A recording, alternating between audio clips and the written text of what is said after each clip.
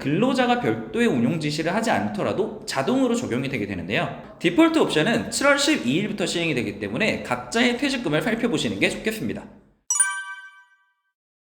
네, 우리의 소중한 퇴직금, 매년 많은 수익이 나서 잘 불어난다면 너무 좋겠지만 이걸 직접 관리하는 것은 정말 힘든 일이죠. 그래서 나 대신에 누군가가 퇴직금을 운용해줬으면 좋겠다라고 하시는 분들이 상당히 많이 계십니다. 그래서 나온 제도가 바로 이 디폴트 옵션이라는 제도인데요. 최근 퇴직연금의 추세를 확인해보면 전체 퇴직연금의 적립금 중에서 DB형의 비중은 점점 줄어들고 있는 추세고요. 반면 DC형의 적립금의 비중은 점점 늘어나고 있는 것이 요즘 추세입니다. 특히나 임금 피크제가 적용될 경우에는 DB보다는 DC가 훨씬 유리한데요. 왜냐하면 DB의 경우에는 퇴직금을 산정하는 기준이 퇴직 직전 3개월의 평균을 기준으로 하지만 DC의 경우에는 12개월의 평균을 기준으로 하기 때문에 점점 급여가 작아지는 임금 피크제의 경우에는 DC가 훨씬 유리하다는 거죠. 그래서 DC의 비중이 늘어나는 데는 이러한 임금 피크제의 영향이 있습니다. 하지만 최근 임금 피크제가 나이만으로 급여를 차별한다는 것이 위헌이라는 판결이 나왔는데요. 앞으로의 귀추가 어떻게 될지 살펴봐야겠습니다. 작년 금융감독원에서 배포한 자료에 따르면 전체 퇴직연금 중 원리금 보장형 상품이 86.4%, 실적 배당형 상품이 13.6%로 구성되어 있는 걸 볼 수 있습니다.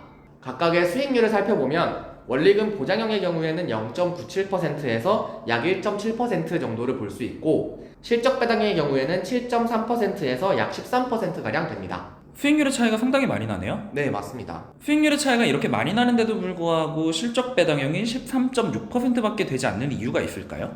최근 주가의 행보를 보면 연초 대비 약 30% 정도 하락한 것을 볼 수 있고 근로자들에게는 퇴직금을 투자하고 운용한다는 것 자체가 부담으로 다가올 수 있기 때문이죠. 그렇기 때문에 앞에서 말씀드린 퇴직연금 사전지정운용제도, 즉 디폴트 옵션이라는 제도가 새롭게 도입이 되는 것입니다. 디폴트 옵션의 경우에는 근로자가 운용 방법을 직접 지시하지 않더라도 금융사에서 만들어 놓은 포트폴리오를 통해 운용이 되는 방법인데요. 말 그대로 디폴트, 기본 옵션들이 설정이 미리 되어 있다는 것입니다. 이러한 디폴트 옵션은 TDF나 밸런스드 펀드, 스테이블 밸류 펀드 같은 다양한 금융상품으로 구성이 되어 있는데요. 각 금융사들은 고용노동부에 사전 심의를 받은 후 이러한 디폴트 옵션들을 설정할 수 있게 되는데요.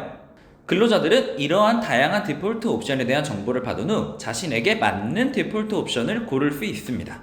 다른 나라들의 상황을 살펴보면 미국 같은 경우는 2006년에 디폴트 옵션을 도입했고 일본은 2018년부터 시행 중에 있습니다. 자산 배분의 현황을 살펴보자면 퇴직연금 제도가 먼저 도입된 나라들에 비해 우리나라의 실적 배당형 상품의 비중은 많이 낮은 것을 볼 수가 있습니다.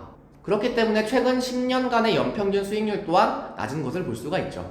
최근에 물가 상승률을 따져봐도 우리나라의 10년간 연평균 수익률이 매우 낮은 것을 볼 수 있는데요. 나의 퇴직금의 수익률이 물가 상승률을 따라가지 못한다면 실질적인 손해라고 할 수 있겠습니다. 이러한 디폴트 옵션의 경우에는 근로자가 별도의 운용 지시를 하지 않더라도 자동으로 적용이 되게 되는데요. 물론 자동으로 적용이 되어서 운용이 되더라도 근로자가 언제든지 운용 방법을 바꿀 수 있습니다. 디폴트 옵션은 7월 12일부터 시행이 되기 때문에 각자의 퇴직금을 살펴보시는 게 좋겠습니다. 오늘의 영상이 도움이 되셨다면 구독과 좋아요 부탁드리겠습니다. 이상 돈탐정 사무소였습니다. 감사합니다.